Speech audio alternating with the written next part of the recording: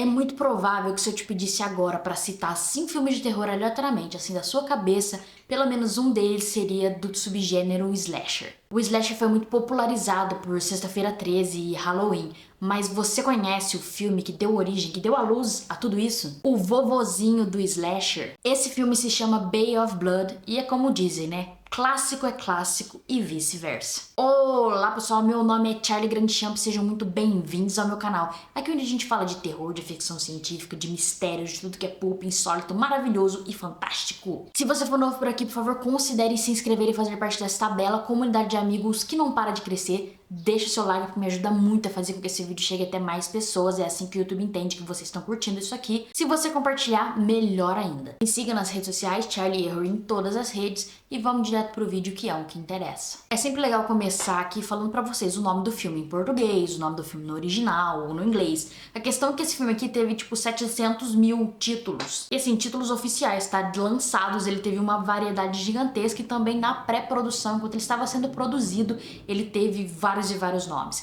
Tem até uma fonte que diz que durante algum tempo ele foi o filme que teve mais títulos oficiais alternativos. A questão é que seja como Ecologia de um Delito, Mansão da Morte, Baía de Sangue, Sexo na sua forma mais violenta, Carnificina, Pinçar do Nervo da Morte, ou o meu favorito, que é a tradução Banho de Sangue, esse filme de 1971 dirigido pelo Mario Bava é considerado o vovozinho do subgênero slasher. Eu vou me referir ao filme como Bay of Blood, que é o título mais popular atualmente, ou então como tá em português do jeito que eu gosto, que é o Banho de Sangue, beleza? Ah, nesse vídeo spoiler tá liberado, tá? Pra eu conseguir falar sobre o filme, eu preciso falar do filme. Então, se você nunca viu o filme, você sabe agora que ele é, né, o que inspirou o grande boom dos slasher. Então você vai lá, assiste e volta aqui pra entender melhor por que que isso é. Se você não conhece o Mario Bava, saiba que ao lado do Dario Argento e do Lúcio Fulci, ele foi considerado aqui nos anais do gênero, do cinema de gênero, como o trio de ouro do cinema italiano. Ele foi um gênio incontestável e ele brincou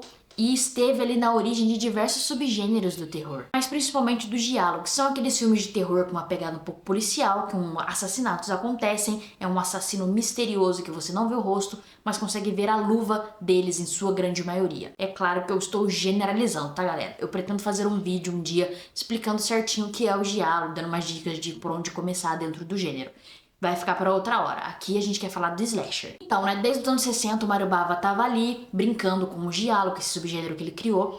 E aqui em Banho de Sangue, ele meio que subverte isso de alguma maneira, lembrando que foi em 1971, mais ou menos 10 anos de giallo rolando. Esse filme começa na estrutura clássica, tem uma vítima, ela é assassinada por um assassino que a gente não consegue ver o rosto dele, é apenas o sapato lustrado e as belas luvas de couro. A morte foi encenada de uma maneira que as pessoas vão acreditar que aquilo ali foi um suicídio na verdade. Mas algo diferente acontece. Imediatamente a gente vê o rosto do assassino. Então, peraí, se a gente já conhece o assassino, qual que vai ser o mistério desse giallo? Pois é, a cena continua e para nossa surpresa o assassino também é assassinado. E é aqui que começa a nossa diversão e o Bava e os outros roteiristas do filme brincam de quebrar a expectativa do que a gente já tinha construído há 10 anos no giallo. O que o Bava e a equipe dele não sabia é que ao fazer isso eles estavam dando origem a um novo subgênero, um que dominaria o mercado norte-americano e criaria nesse novo capítulo do cinema de horror. Ah, tá bom, eu preciso de organizar aqui as ideias. Será que eu conto a história pra vocês ou vou falando das influências? Acho que eu vou um pouquinho dos dois misturado, tá bom? Quem é muito versado no gênero slasher, lembra que nos anos 80 os diretores iam muito longe no gore e no quão explícito que eles conseguiam, né, colocar as coisas. Eram uns absurdos até que rolava. Quantas pescoços sendo cortados ou tripas vazando que você viu por aí. Eram baldes e baldes de sangue. O filme, né, em questão desse vídeo aqui não se chama Bay of Blood ou Banho de Sangue à toa. É claro que não adianta você assistir o filme agora, em 2024, e esperar assistir um Terrifier, sabe? A expectativa com o filme não é justa, você só vai se frustrar.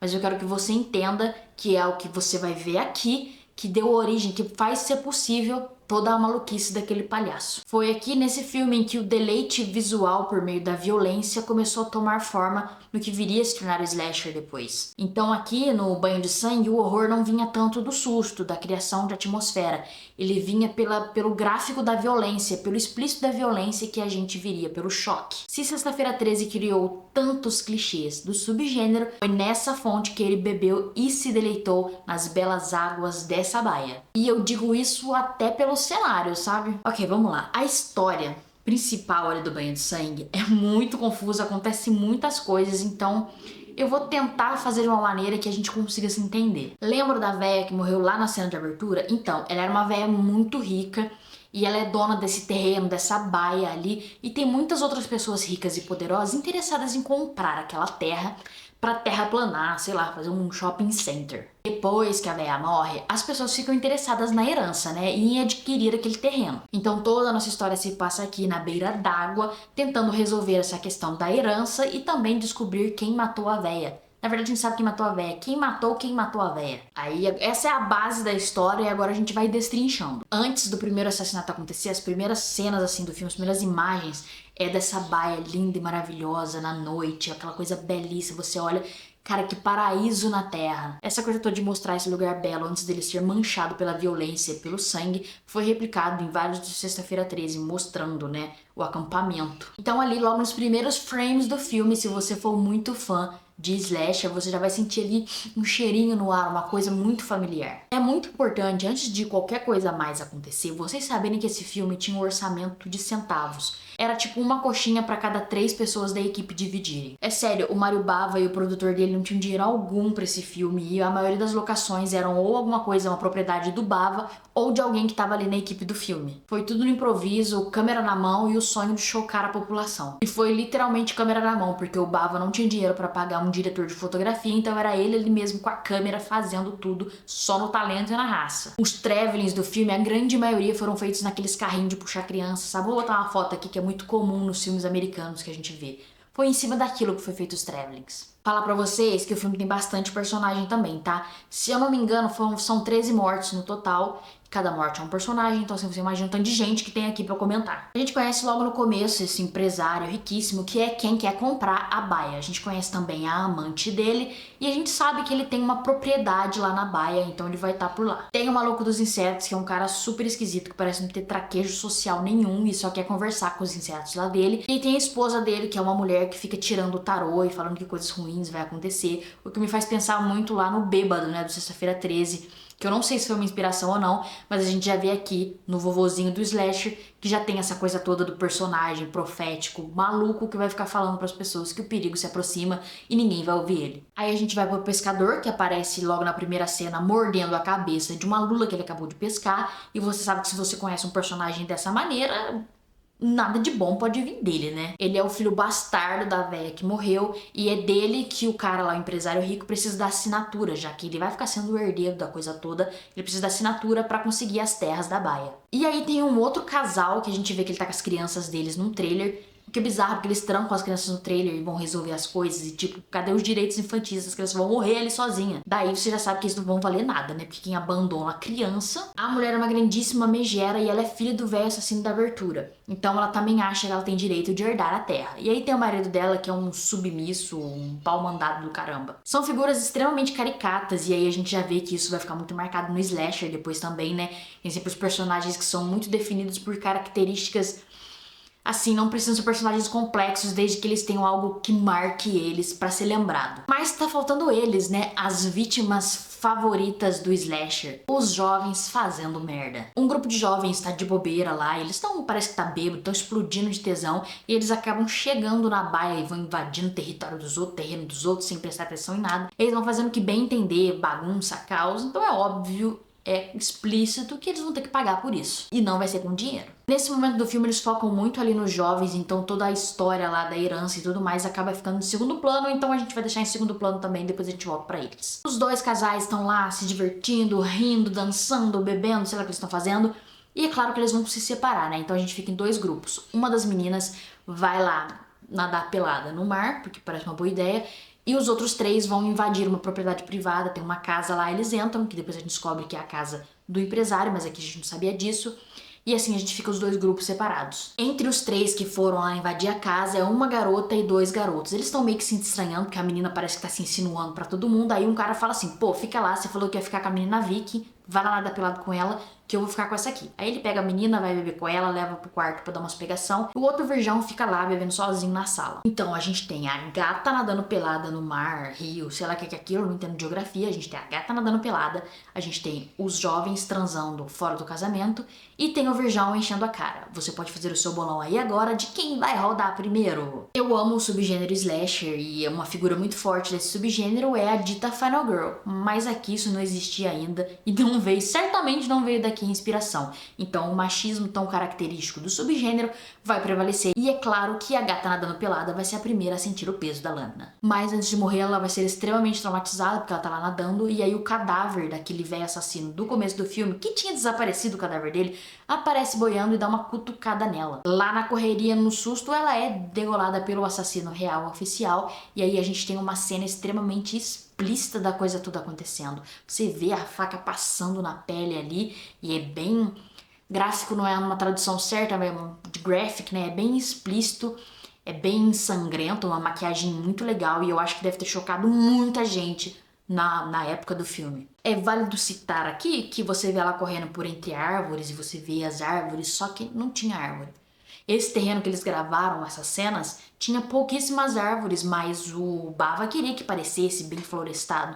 Ele gravou com uns pedaços de graveto, uns pedaços de galho de árvore na frente da câmera ali, no improviso e deu no que deu. Se ficou bom, é porque ele era realmente um gigantesco cineasta. Nunca foi sorte, sempre foi Deus, no caso Deus do cinema de gênero. A gente volta então pro trio lá de invasores domiciliares e a gente vai pro virgão que tava bebendo sozinho. Tem uma cena muito legal que mostra do ponto de vista do assassino, ele rondando a casa ali, né? Então ele tá ali vendo o que tá acontecendo, o que os jovens estão fazendo, mas ele acaba se atrapalhando e aí ele faz um barulho. O virgão vai ver o que tá acontecendo e toma uma foiçada, uma foice de mão, sei lá que é aquilo, toma uma foiçada no meio da cara. A gente só consegue ver com detalhe mesmo depois que mostra a cena, tirando aquilo, mas é uma maquiagem muito trabalhada e rola muito sangue nessa cena. Assim, pensando que é um filme dos anos 70, rola muito sangue. E também, né, é uma cena que lembra bastante que acontece sexta-feira 13. Acredito que na parte 1, quando a garota toma uma machadada na fuça. Eu acho que a gente até vê uma cena ou outra daqueles outros personagens bailando aqui, mas o filme fica bem focado nos jovens, então a gente vai continuar aqui pra terceira morte. O casal tá lá no bem bom, no rally rola, transando na câmera. A gente entra no quarto com a visão do assassino, ele está com uma lança na mão,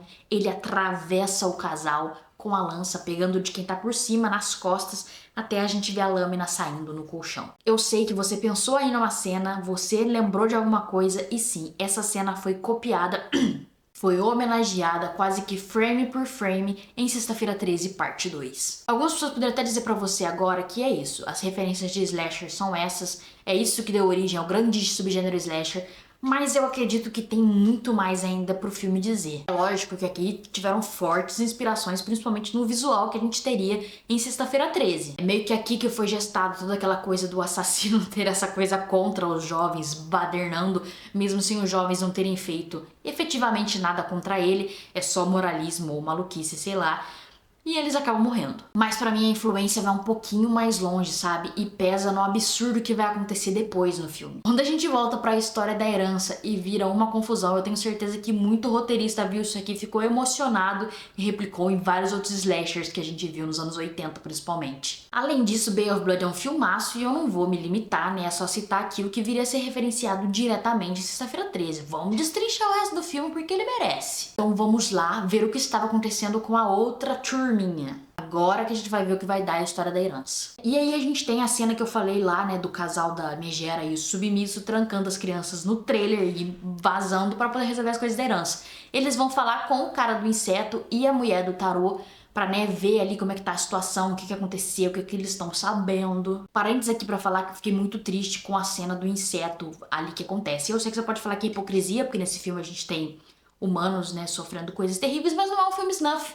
Nada aconteceu de verdade com aqueles seres humanos e o besorrinho foi empalado vivo. tá lá com a agulha enfiada nele e ele tá vivo. Aquilo é terrível. E o próprio Bava, dizem, se arrependia muito dessa cena porque era muita crueldade. Eu tô com o Bava nessa. Não precisava disso. O casal lá da Megera e o Submisso vão falar com o cara do inseto e a mulher do tarô pra ver se eles sabem o que aconteceu com o pai dela. Porque a mulher se suicidou, a véia se suicidou, né? O que diz a polícia. Mas o pai dela não apareceu, então o que aconteceu? A mulher do tarô ensinou que bem capaz mesmo que aquela véia se suicidou. Essa véia era agarrada no dinheiro, uma coisa assim, ela jamais morreria pra deixar esse dinheiro pra trás. Aí o marido dela, o cara do inseto, dá uma insinuada de que provavelmente foi, né, o velho que matou ela pra poder ficar com tudo por interesse, porque ele era um cara ganancioso. Então nisso a gente sabe que o casamento era meio que uma fachada, né? Ele tava ali só por interesse mesmo, que a véia era rica. Já que, tipo, nenhum personagem nem duvida que a véia não se matou mesmo, que ela morreram ela. E aí a Megera fica sabendo da existência do pescador, né? Que ele era filho da véia, então ele é um herdeiro também e pode atrapalhar os planos dela de ficar com a baia. Ele mora num casebre, na beira da água, assim, mais pra baixo, e quando eles vão lá confrontar ele, acabam encontrando dentro do barco dele o corpo do velho morto. E aí ele fala, não, que isso, achei na água, eu tava aqui tirando só pra poder avisar os outros. E aí ela sai correndo assustada e ela e o marido vão andando e acaba entrando na casa do empresário, porque aqui ninguém bate na porta de ninguém, que as pessoas só vão invadindo propriedade privada. Ninguém que sabe conviver em sociedade. A Megera tá lá passando mal e aí eles nem conseguem falar com o dono da casa, já vai entrando, ela usa o banheiro e, surprise motherfucker, ela acha o corpo de todos os jovens lá no banheiro bem presentinho ali pra ela poder presenciar. Ela tenta fugir ali, mas aí o dono da casa aparece, lembra o empresário? Ele aparece com uma machadinha na mão igual um doido e vai atrás dela, porque, né, tem gente invadindo a casa dele. Aí você fica, será que foi ele que pegou os jovens invadindo a casa dele? Mas aí ela acaba conseguindo fugir, porque ela enfia uma tesoura através da porta de vidro na perna dele, aí fere ele e sai correndo. A partir daí, o filme fica uma loucura, é tanta coisa acontecendo que eu precisaria abrir o filme aqui transcrevendo, narrando pra vocês o que tá acontecendo, porque vira um caos. Sério, a gente chegando em cena do crime e aí achando que foi outra pessoa que culpou e sai correndo enquanto outras pessoas e entra onde não devia e corre não sei o que. É um Looney Tunes. E a gente sabe que entra a gente por uma cena, sai pela outra. É uma loucura. É um monte de pista falsa pra tentar te enganar, pra você pensar, então foi essa pessoa que matou o velho que matou a véia. Eu gostaria aqui só de acrescentar, antes de falar que a véia do tarô morreu, que ela parece muito, me lembrou muito a character actress Carol Kane, a diva. É isso, só me lembrou ela. Ela entra correndo lá na casa do empresário também, sem chamar, sem bater nem nada, que ela tá procurando o marido dela, mas aí ela encontra o empresário caído morto, porque uma tesourada na perna matou ele. Ela vira pra sair correndo e vrau, arranca a cabeça dela com uma machadinha. E aí tem uma cena bem legal, porque enquanto mostra a cabeça dela cortando, e mostra mesmo, pelo menos na versão que eu assisti, né, eles não cortam a cena, então mostra ali. E logo em seguida você tem a cena da cabeça da boneca de porcelana das crianças caindo e quebrando no chão. Então a cabeça dela caindo quebra como uma boneca de porcelana. Que é só pra você lembrar que existem as crianças no filme, porque isso vai voltar no final. Mas eu achei uma cena bem interessante visualmente. Aí eu esqueci de falar que o cara dos insetos já tinha morrido porque a Megera mandou o marido dela matar pra ninguém, né, que sabe da existência do pescador, filho bastardo da véia, continue vivo. Só tem gente com o plano infalível do Cebolinha aqui. Você já sacou, né? Só tem plano infalível do Cebolinha. A secretária amante do empresário aparece lá na casa, né, pra gente ter uma contagem de corpos mais alta, e ela encontra o empresário vivo, porque não foi uma tesouradinha na perna que vai matar ele. Ele manda ela ir lá procurar o pescador, né, garantir que o pescador tá bem, porque é ele que vai assinar os papéis que vai dar pra ele o direito de comprar a baia. Quando ela chega lá no casebre do pescador, é revelado que foi ele sim, o grande assassino do filme, e tava fazendo isso pra vingar a mãe dele. Mas mais doido ainda, ele sabia que essa secretária tinha seduzido o velho que matou a véia, amando do empresário pra poder ficar com tudo depois que matasse a véia. Então assim, uma coisa bem novela mexicana, porque o sangue italiano ali tinha um calor nessa coisa que nós latinos temos. E ele fala que também ela meteria o pé até no empresário depois pra ficar com tudo. Mataria o velho, mataria o empresário e ficaria com tudo.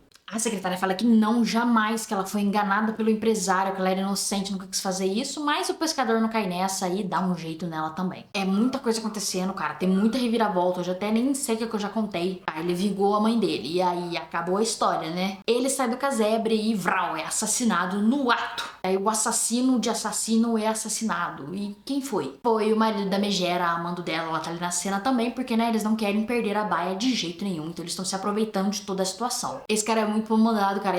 A mulher não faz nada. Ela só enfiou a tesoura lá na perna do empresário e depois mais nada. E ele que ficou lá cometendo os crimes, porque ela fica chamando ele de covarde, né? Falando que ele é um broche, que ele é um merda. E aí ele vai e comete os crimes. Só que, tipo, se desse ruim, ele que ia se ferrar, ele que ia preso. Foi ele que matou todo mundo. E um par de bolas. Vocês lembram que o empresário tá vivo, né? Então ele volta e tenta matar o marido da megera. E aí rola aquela coisa de um pega no braço do outro e joga pro lado, joga pro outro e rola o que a gente que é muito versado em novela da Globo já sabe, que é quem faz cara de dor ou quem grita de dor não foi quem morreu quando o tiro acontece. No caso aqui não foi um tiro, mas vocês entenderam, né? Quem grita não morreu. A megera e o marido voltam pro trailer, porque agora eles podem relaxar, né? Mataram todo mundo, eles têm um plano infalível do Cebolinha.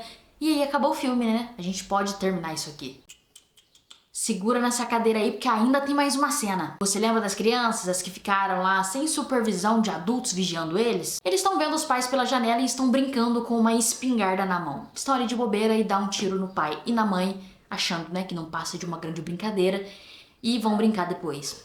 E assim termina o filme. Ninguém consegue herança, ninguém consegue nada.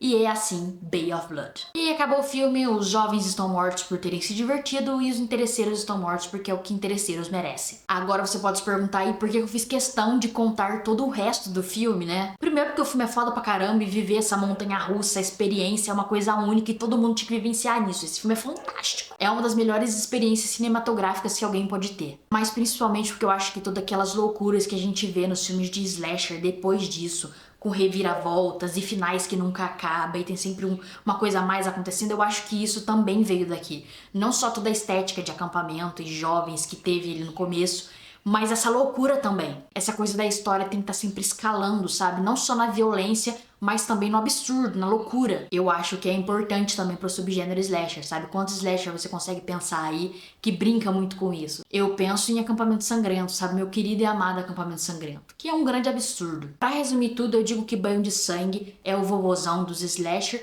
porque ele fez esse funil, né, que levou do giallo, do grande subgênero giallo, ao que a gente viria a ter com o slasher. Eu citei Halloween na abertura, mas eu não acho que esse filme tem essa ligação tão direta com Halloween. A coisa ficou muito mais pesada em Sexta-feira 13 e esse tipo de slasher que veio depois. Mas assim, para além de tudo isso, Banho de Sangue é um dos melhores filmes do Bava. E não sou só eu que digo isso não, tá? O Dario Argento gostou tanto desse filme que ele convenceu um amigo dele, projecionista, né, que faz o filme rodar lá no cinema, a pegar pra ele, roubar pra ele um rolo do filme.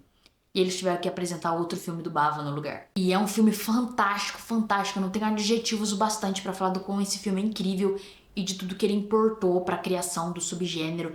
E eu sei que qualquer pessoa que é fã de slasher e que possa, né, se colocar na atitude, no momento de que você tá vendo um filme dos anos 70, que não é exatamente o slasher ainda, então assim, você vai poder se divertir muito com esse filme. Bom, gente, eu não sei como exatamente ficou o resultado disso aqui, porque foi o primeiro roteiro nessa coisa mais de comentar clássicos e trazer pra vocês porque eles são relevantes pros gêneros, pro cinema de gênero, mas a gente vai, né, moldando aos poucos. Você pode dizer aqui o que você gostou, o que eu posso melhorar, arredondar mais, se eu sigo pra essa coisa, né, de contar mais, destrinchar a história do filme, ou eu foco mais no que influenciou, essa mistura tá bacana. Eu vou agradecer muito se vocês puderem deixar aqui nos comentários. Mais do que isso, eu quero saber se você já assistiu Banho de Sangue e qual o seu filme do Bava favorito. Eu pretendo comentar ainda aqui no canal todos os filmes do Bava, conforme eu for assistindo eles, e também do Dario Argento e do Lúcio Fulci, porque eles são gigantescos. Eu adoro o trio de ouro do cinema de gênero italiano. E é isso, gente. Deixa aqui nos comentários se você já assistiu, se você pretende assistir, quais outros filmes eu tenho que trazer aqui pra vocês. Deixa o seu like, que eu já esqueci de pedir várias vezes no vídeo, mas deixa o seu like. E até o próximo filme. Beijos!